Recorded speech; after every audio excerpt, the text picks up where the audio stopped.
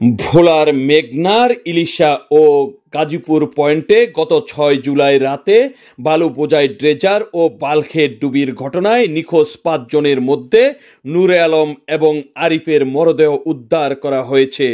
তবে এখনও নিখোঁজ রয়েছেন সিয়াম, হারুন এবং তানজিল।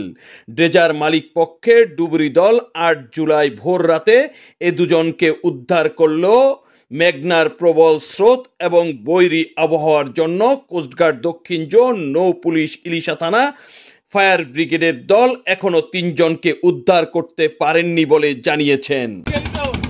এরা প্রত্যেকে স্বজনের খোঁজে যাচ্ছেন, অর্থাৎ স্বজনের লাশের খোঁজে যাচ্ছেন গভীর মেঘনায়। কোস্টগার্ড সেখানে উদ্ধার তৎপরতা চালাচ্ছেন। ২৫০টিরও বেশি ডিজাইন অপশন নিয়ে ওয়ালটন স্মার্ট ফ্রিজ, বোঝে আপনার প্রয়োজন। নৌ পুলিশ, ফায়ার ব্রিগেডেরও একটি দল রয়েছে উদ্ধার কাজে নিয়োজিত। তো শনিবার রাত থেকে যেহেতু নিখোঁজ, সেই রাত থেকে এখন পর্যন্ত জীবিত যেহেতু কাউকে উদ্ধার করা যায়নি, তাদের নিথর দেহের খোঁজেই উত্তাল মেঘনা পাড়ি দিয়েছেন স্বজনরা।